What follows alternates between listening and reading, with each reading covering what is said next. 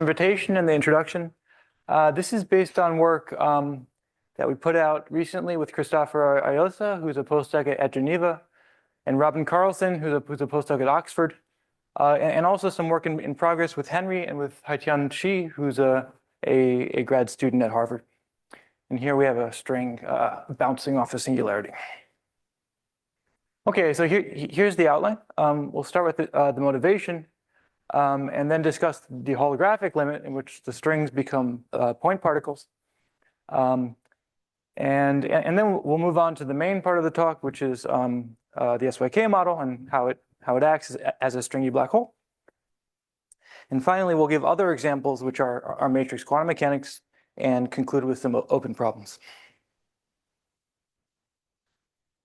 Okay, so if we consider a holographic theory, you could ask how a bulk locality emerges in the large N and large lambda limit.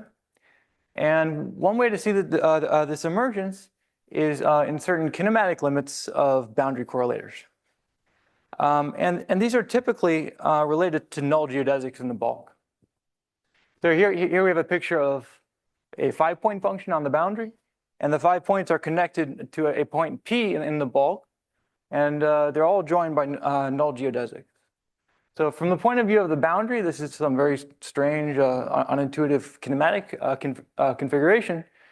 But from the point of view of the bulk, it's a Landau diagram. And so this should lead to singularities in correlation functions.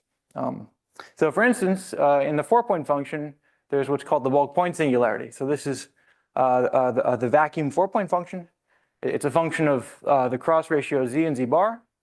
And this kinematic limit is z equals z bar. In that kinematic limit, you find that, that there's a singularity that's power law in z minus z bar.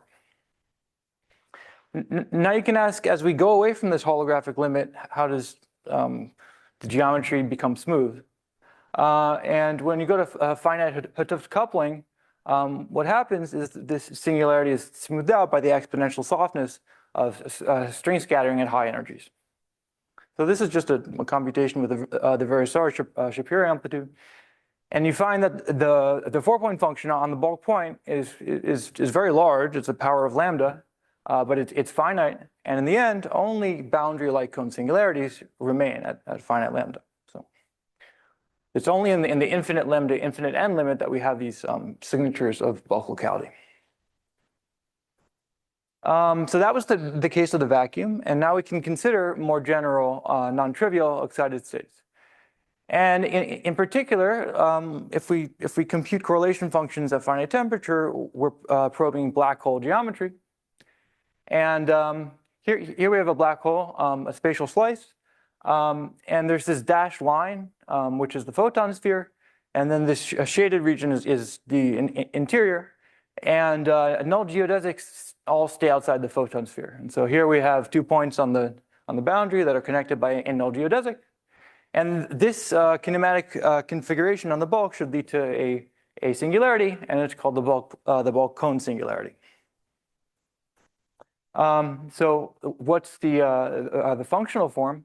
Well, it propagates a velocity omega, where omega is the velocity of null geodesics at the photon sphere, and it decays with rate gamma, where gamma is the instability of the photon sphere. So the lesson we should learn here is that you can read off features of the geometry from these correlation functions in this special type of kinematic limits. Now, again, when we go to finite lambda, this thing is resolved into a bump of finite height. And the mechanism here is stringy tidal forces. So the strings stretch, and there's inelastic production, and it resolves the singularity.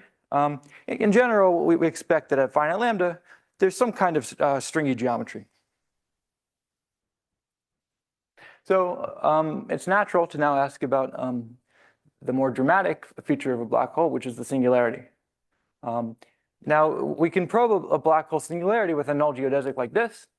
So here it's a 2-sided correlator, and this null geodesic in red bounces off the singularity, hits the other side. Now, there's a small there's a finite shift in time that the t equals 0 slice is this dashed line. And because the singularity is curved, you have to shoot it in from an earlier time to hit the singularity in the middle. And that's what's depicted here.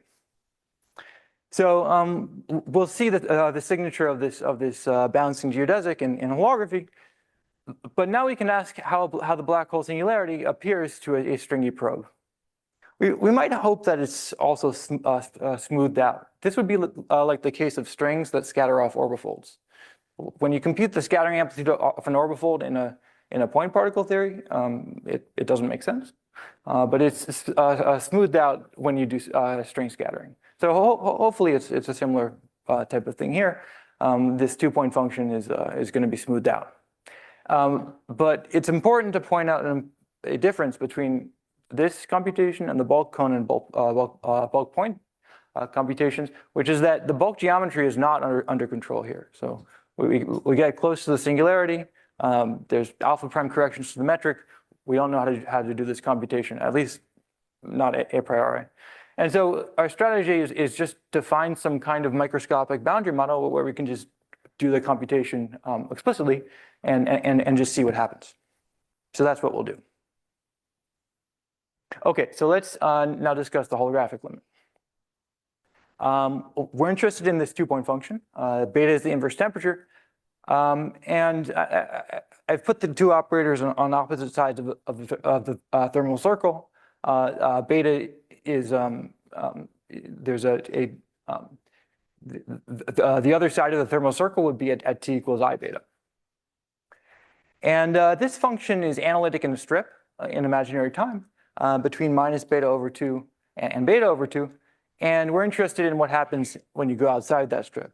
Now, you might say that this function is periodic in imaginary time, but if you take it to be periodic in imaginary time, that generally breaks analyticity. So here we want to look at the analytic continuation and see its properties in complex time.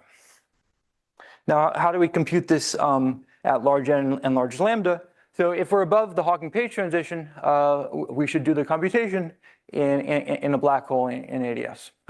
So let's not be too specific about which black hole, but let's take it to be spherically symmetric. So it's characterized by this factor f of r, which has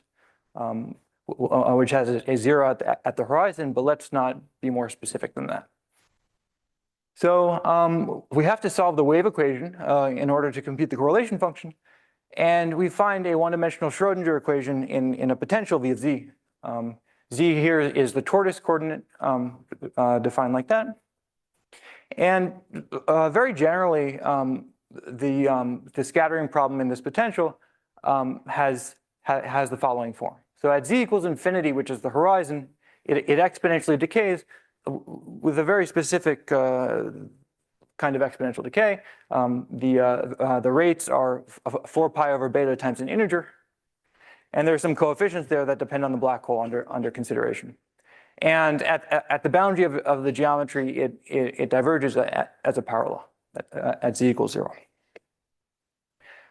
So we have to analyze the scattering problem in this potential, but this class of potentials is very highly constrained. And what you find in frequency space is that the 2-point function is actually meromorphic. In other words, it only has poles. And in addition, it has no zeros. And so it's completely characterized by these poles, omega n, which are the quasi-normal modes of the black hole. So here you see they come in families under complex conjugation and omega to minus omega. Now, this is one thing we know, and we can combine it with the asymptotic form of C of omega at large real frequency. And this is determined by the operator product expansion. So it has to behave like a power law times e to the minus beta omega over 2, where delta is the scaling dimension of O. So we have these two properties, and we can try to combine them together to constrain the omega n's. And under certain assumptions, you can show that this implies that the quasi-normal modes come in families of asymptotically evenly spaced lines. And so they're parameterized by n. And so what I mean by that is, let's take one line, for example. So here, it has the following ansatz, where it's parameterized by r, theta, s, and phi. And if we plug this ansatz into this product formula, you find relations on these parameters appearing in the ansatz. So again, the idea was to use this form of the correlator along with the OPE to constrain the quasi-normal modes. And so this is one solution to those constraints. So it looks like this. R is the spacing, theta is the angle. And now, assuming that we have that our black hole just has one line of quasi-normal modes, like Schwarzschild, like ADS Schwarzschild, we can just do this product, and this will give an approximation to C of omega at large omega in any angle we want. And so it's important that there are Stokes lines in the complex frequency plane, and this formula applies uniformly in any direction. Okay, and it's just gamma functions. So at large positive frequency, we can expand at large omega, and we keep the leading polynomial and then all exponentially small corrections. And this, in other words, this is a trans series. And it takes this simple form with inverse signs. We can now expand the denominator into a geometric series and Fourier transform. And we find singularities in C of t that lie on a lattice that's spanned by two basis vectors of v plus and v minus. And v plus and v minus are determined by theta and r. So here's the picture. So we have our strip of analyticity. Nothing can happen there. And then we keep going up in complex time. And we find this lattice spanned by v plus and v minus. And these dashed lines are what we'll call the real sections. So again, the bulk picture should be a point particle that's bouncing around the black hole. And remember, there's a shift in real time. That's the difference between the dashed line and the starting point of the geodesic. But there's also a shift in imaginary time, because whenever the particle crosses the horizon, it picks up an imaginary part I beta over 4. And so that's what we're seeing here. We have a shift in real time and also a shift in imaginary time. And importantly, the shift in imaginary time is an integer times beta over 2. So we can call these the real sections of the black hole, these dashed lines that appear here. And all the singularities lie in real sections. Now, note that for general delta, delta does not have to be an integer. And so we have branch cuts, and this function is defined on a multi-sheeted Riemann surface. Okay, so that was one asymptotic line, but we can do the computation for more lines as well. So for instance, a charged black hole also has a line of imaginary poles in addition to this line of complex poles, and the imaginary poles correspond to bound states that live in between the inner horizon and the outer horizon. So there's a minimum of the potential, and they just sit there. So you repeat the computation, you plug into this product formula, and now, again, you find a lattice, but now there are 3 basis vectors. The spacing between these imaginary poles is given by 2 pi over beta n, where beta n is the inverse temperature of the inner horizon. So this is something you can check numerically. And this beta n, it also defines the third lattice vector in the singularities. So this is the result for now, a complex line plus an imaginary line. And we see that one thing that happens is the first bouncing singularity moves off the first real section. And let's try to interpret this geometrically. So the picture now looks like this. So we have a time-like singularity that's bent out or in. It's bent that way. And we have the inner horizon drawn in brown. And the geodesic crosses 2 inner and 2 outer horizons. And the total shift in time is exactly what we wrote here. And we go to the next universe. and the correlation function is probing that geodesic. Okay, so you can again repeat the computation for more lines, and the general picture is that the analytic structure of CFT and holography is interesting but fairly rigid. So we always find a lattice of singularities, and they all have a geometric interpretation in the sense that they lie on the real sections of the black hole. So now we want to know what happens at finite lambda. What is the stringy geometry of a black hole singularity, and what happens when we probe the singularity with strings. Okay, so we need a model in which we can actually do this computation, given that we cannot do it in n=4 superheating mills, because we don't know how to study that at finite coupling. Ideally, we would have some solution of string theory in the bulk and actually analyze this problem, but that seems very hard. So instead, we have to find a simpler model in which we can do this computation. And there are only a few, well, there's very few models in which we know how to compute things at finite temperature. And one of them is SYK. So let's look at SYK, which is a theory of n fermions. And there's a Q pairwise interaction here. And we have to average over this coupling J, and then take n goes to infinity, with the coupling scaling in a certain way with J. Now, at low temperatures, this system is maximally chaotic and is dual to an ADS2 black hole. Away from low temperatures, we no longer saturate the chaos bound. And so we can call this a stringy black hole because stringy corrections lower the Lyapunov exponent. Now, the simplest thing to do is to just take infinite temperature. And the reason that's simple is because now we just have one-dimensional parameter J, and we can do perturbation theory in J. We can compute the Feynman diagrams. And because the only dimensionless parameter is J times T, this is just a power series in T whose coefficients are J to the 2n. And this is called the moment expansion. So at infinite temperature, the perturbative expansion agrees with the moment expansion. Now, remember, we wanted the system to be only slightly stringy so we could actually track what happens to the singularities. And we get very lucky here. And there's a sense in which this system is only slightly stringy, even at infinite temperatures. And the reason is as follows. It's a general feature of chaotic systems that the moments grow asymptotically in a certain way at large n. And it's this exponential form with a parameter beta naught. And beta naught is called the inverse fake temperature. Now, in these systems with fake temperature, there's a generalized stronger version of the chaos bound, and the Lyapunov exponent is bounded by 2 pi over beta naught. And that's always stronger than the ordinary chaos bound.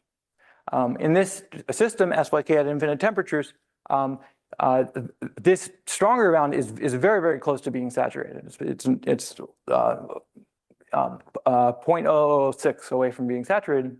And so hopefully this system behaves like a black hole that's only slightly stringy.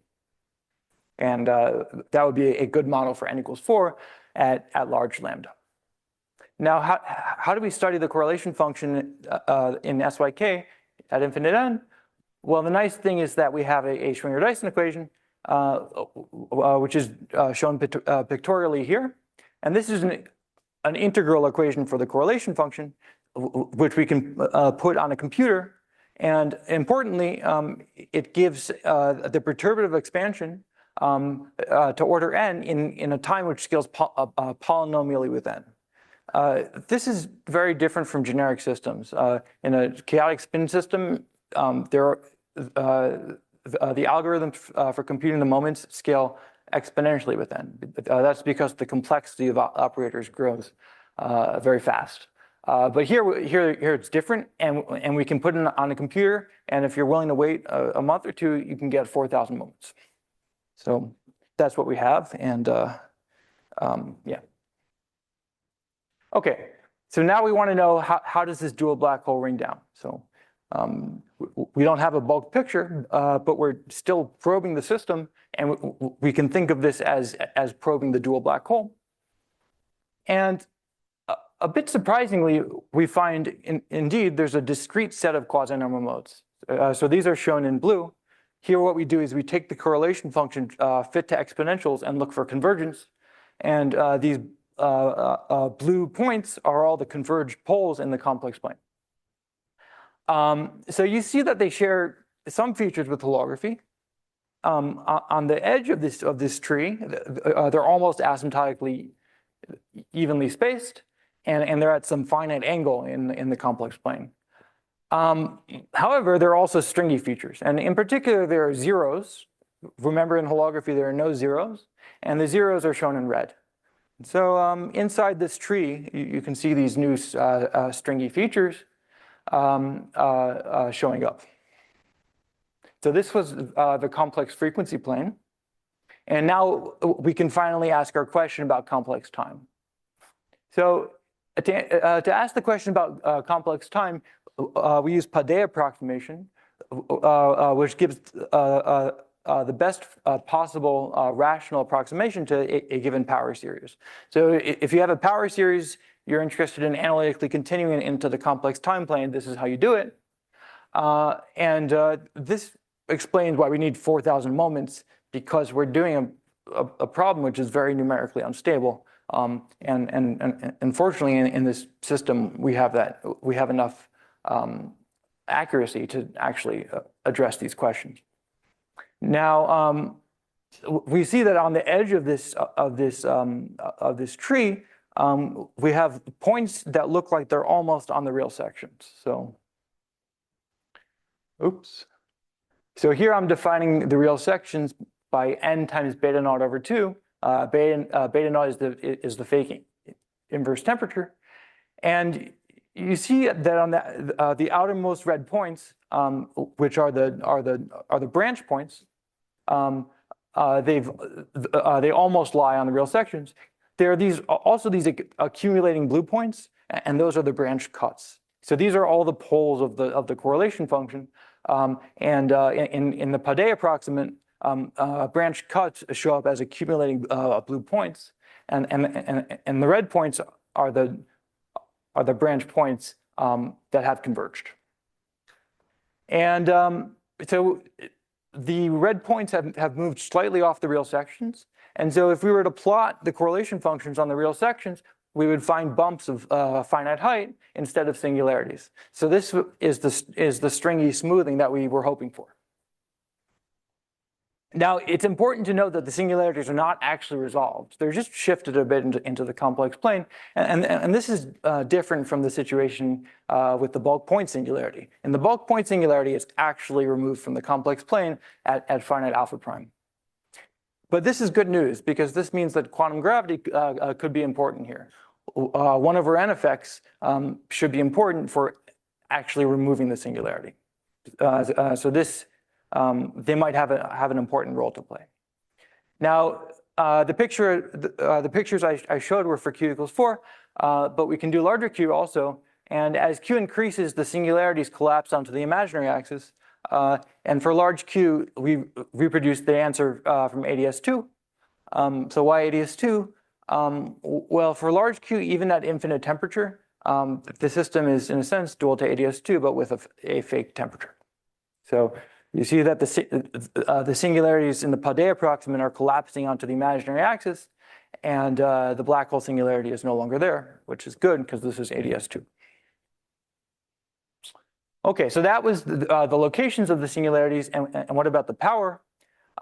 Just fitting numerically, you find the power 1 over q minus 2. That's a bit odd. You might have expected it to match the IR power, the IR dimension of psi, which is 1 over q, or maybe the UV dimension of psi, which is 0. But it's neither. So what's going on? So the idea is to, because we're taking the high temperature limit, if we had bosons, we would think of this limit as classical. Here we have fermions, but let's still apply the same logic and just write down the equations of motion. So here's the equations of motion. And you see that the equations of motion are invariant under something called a similarity transformation. And so a similarity transformation is something that leaves the equations of motion invariant, but rescales the action. The dimension of psi under the similarity is exactly this 1 over q minus 2. Okay, so we have 4,000 loops, but even with this amount of accuracy, we don't really know what's happening. So we can see what's happening on the outside of this tree, but going further into the complex plane is not a question that we can address.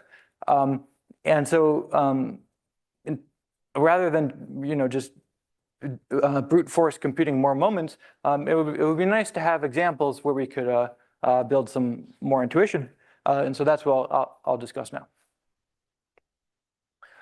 Okay. So because classical chaos is much simpler than quantum chaos, maybe we can try to understand the singularities in complex time classically.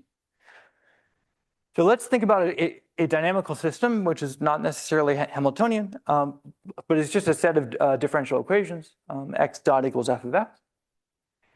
If we have an ergodic system, you can define the 2-point function by averaging over an ergodic trajectory of the system and taking the infinite time limit. So that's what I draw here. And this is the 2-point function of the function x of t. So the big theorem in this field is assuming that the system is sufficiently chaotic, what's called globally hyperbolic, then the Fourier transform of C, the power spectrum, is meromorphic, at least in a strip in the complex frequency plane. And so the correlation function has this exponential ring down property with a discrete set of resonances. And so you can think of this as generalizing the concept of quasi-normal modes away from the holographic regime into this more general dynamical system question. Okay, so for example, the most famous dynamical system is the Lorentz attractor. And this is just 3 differential equations. It's not even a Hamiltonian system, it's just differential equations. But you see that the spectrum of resonances, well, it looks a lot like SYK. It has this tree, and then there are modes in the middle. So it seems like maybe this is the right framework for trying to address the questions that we're interested in. Okay, so how do we understand these singularities classically?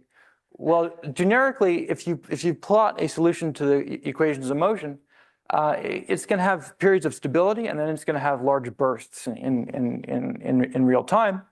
And these singularities in the complex plane are just reflecting these large bursts. And so you see that the one that is, oh,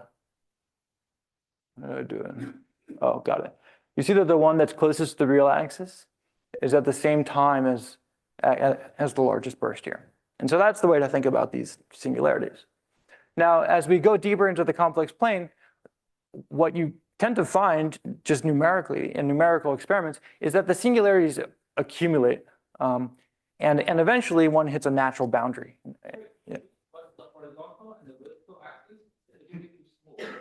Yeah, this is time, and this is the function x of t, and this is the real part of time, and this is the imaginary part of time. Yeah, yeah.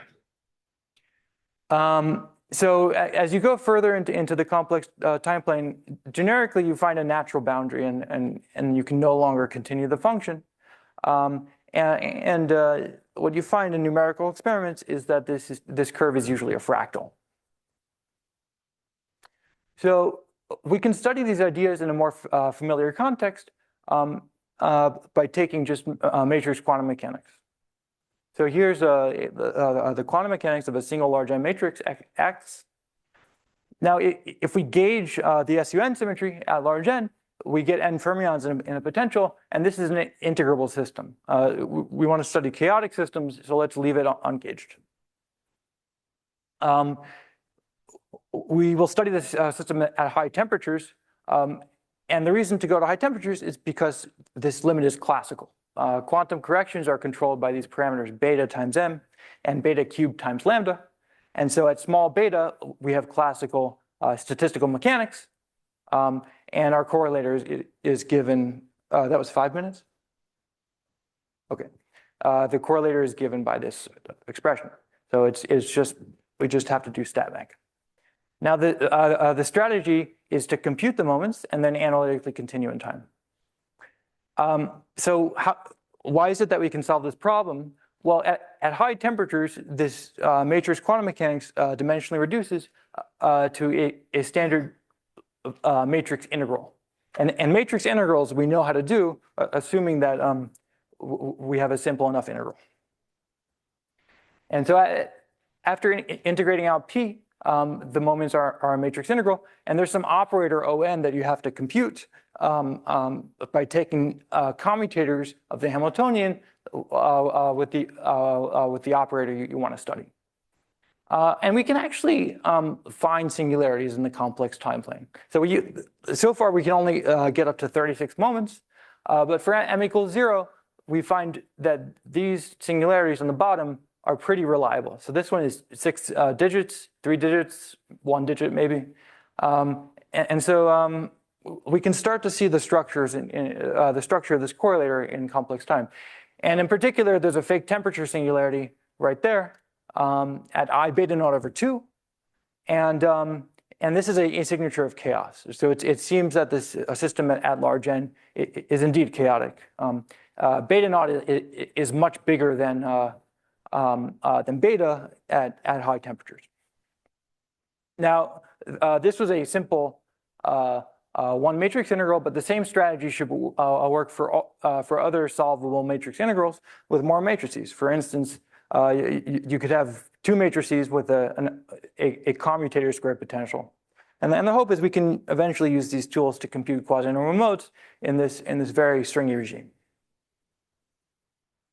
Okay, so let me conclude with some open questions. We've studied thermal systems at finite Hooft coupling, and we've seen that in some sense they behave like black holes with geometric features that are smoothed out. And to see the details of the black hole ring down, you have to go to very high orders in the perturbative expansion. We've developed some techniques for studying correlators in real time, and we would like to apply these to other examples. Can we find some universality? Is there some kind of random matrix theory for quasi-normal modes? Or how about in the distribution of singularities in complex time? Can we find these natural boundaries? Are they fractals? Eventually, of course, we would like to understand n equals 4 at large n, or even QCD at large n. What are the quasi-normal modes in that case? One interesting thing in higher dimensions is that now the dual black hole has a photon sphere in the holographic limit. Can we see the bulk cone singularities being resolved in a microscopic model? So for instance, there are these higher dimensional melonic theories that you could try to study that are analogs of SYK. As far as the SYK correlator goes, you might guess, given the classical intuition, that it develops this natural boundary in complex time along some curve. So this is just a guess. We don't know if this is true. But let's assume it's true. Well, this would require some really new stringy effect in the bulk. Can we come up with a toy model that gives this kind of highly non-analytic answer? And then there's of course the question at finite n, which is about quantum gravity. Can we see these singularities actually being resolved completely at finite n? And what does this say about the fate of the black hole singularity in quantum gravity? So thank you for listening.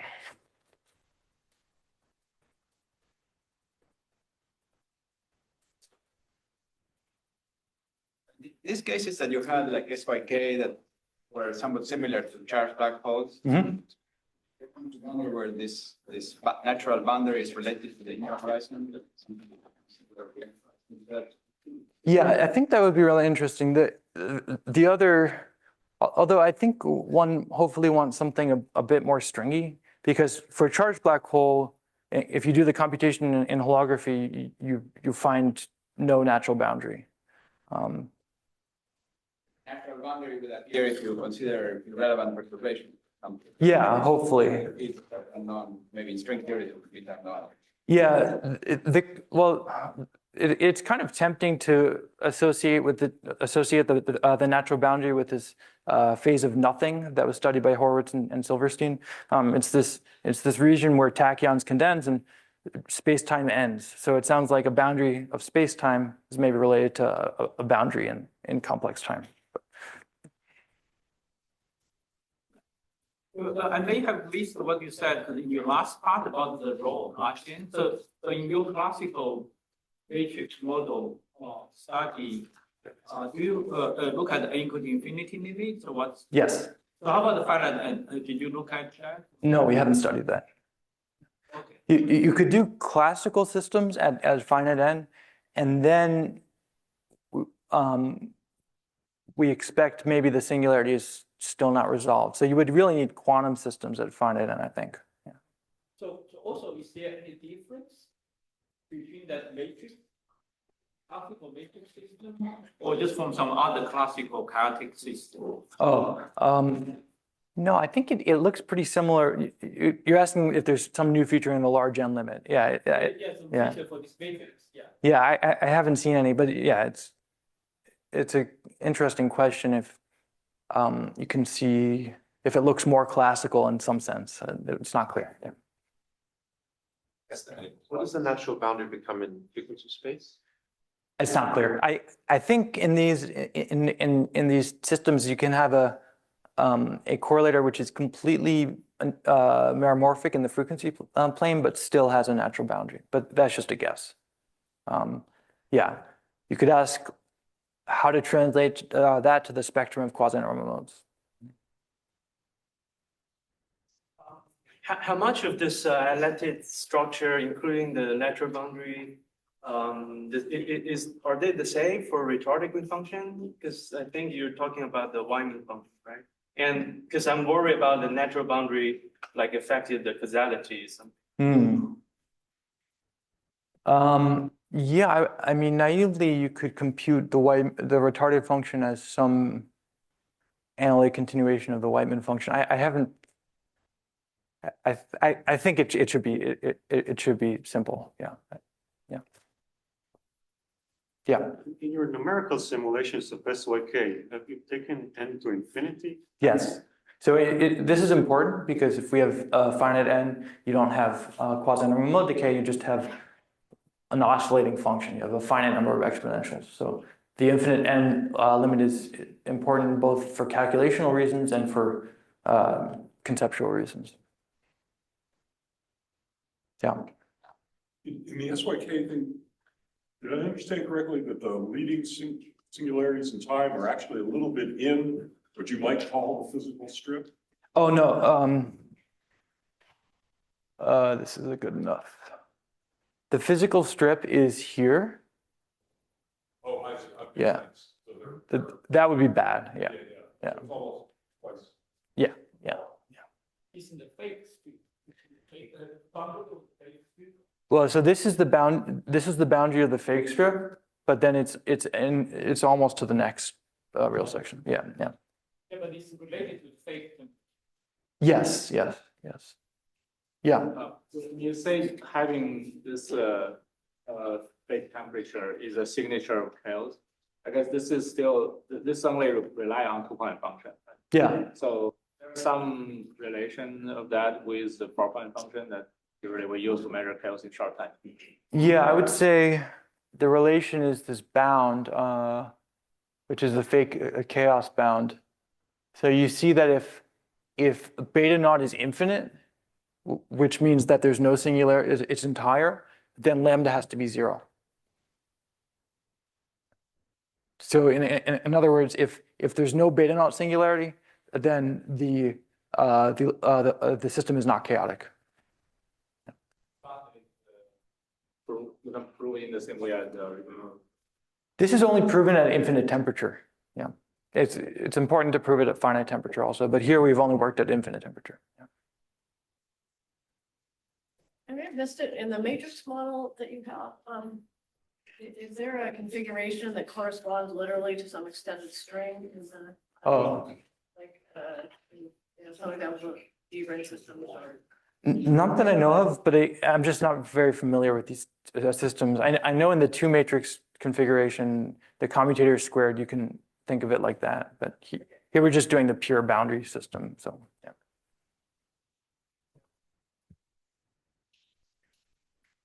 We're away from the double scale. Oh, yeah. Okay. Any other questions? That's it.